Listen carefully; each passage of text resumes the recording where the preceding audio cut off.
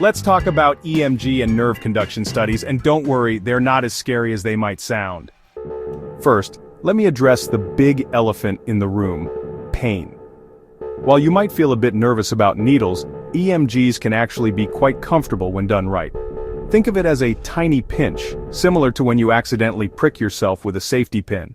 The key is using ultra-thin needles and having an experienced physician who knows exactly where to place them. Speaking of precision, getting the impulse intensity just right is crucial. We start with very gentle electrical signals.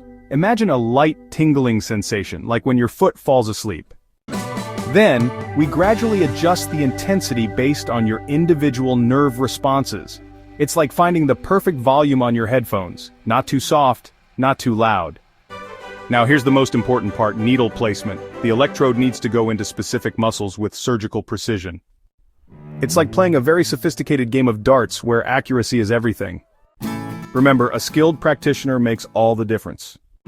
So if you're scheduled for an EMG, you're in good hands. We've got this down to a science.